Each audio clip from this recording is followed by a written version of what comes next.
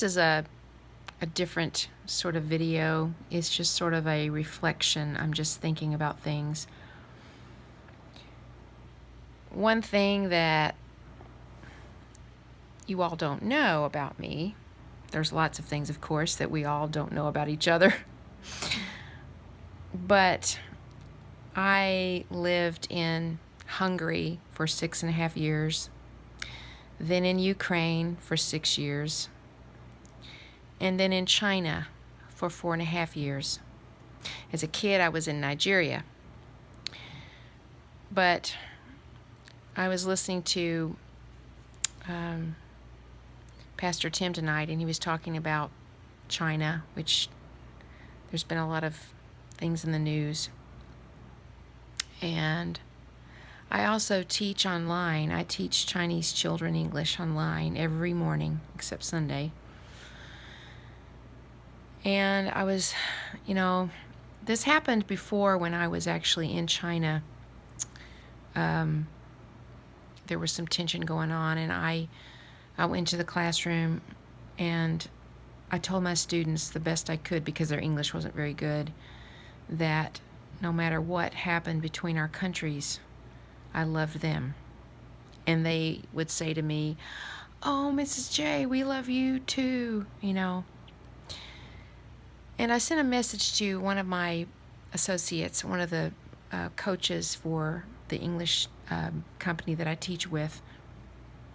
I sent her a message on the way we chat. It's called WeChat. That's the name of the app. And I just sent her a message to let her know. And the thing is, I can't really tell her what I really want to tell her, because to protect them, I can't really tell her the gospel.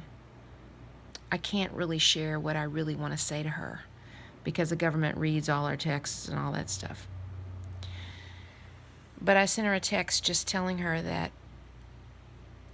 I wanted her to know that she was a dear, and that all the people that, I work with there, that I love them, and that no matter what happened between our two countries, I wanted her to remember that. And she wrote me back really quickly, and she said, "Same here. I don't have fancy words to say it," but she wanted to express that as well. And, it's easy, and I know that we all know that there are brothers and sisters in China that are believers. And then there are those that I know that aren't not believers. And yet I want them to know that I love them. And I honestly don't know how. I can only pray that somehow when I'm teaching the children, the Chinese kids online, I can't talk to them about Jesus. And I just always hope that there is some way that is communicated, some way that I don't even know how to do that. But that was just something I was thinking about tonight.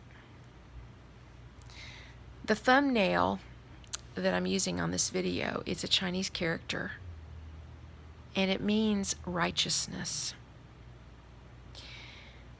But this just shows you the amazing history of Chinese characters. The way they write the word for righteousness are actually two characters. And the top one is the character for lamb. And the bottom character is the character for me. And they put that together, and it says lamb over me. And that means righteousness. There is so much depth and beauty to the Chinese history that they know nothing of, that the peoples who developed the Chinese writing characters, they knew the story, and they put it in their characters. Anyway, I just wanted to share the thoughts. When you've lived overseas and you've lived with other people, it just gives you a whole different view about what's, when countries are wanting to war against each other. We have brothers and sisters all over the world, and though our countries will fight each other and go to war with each other, that's not who we are.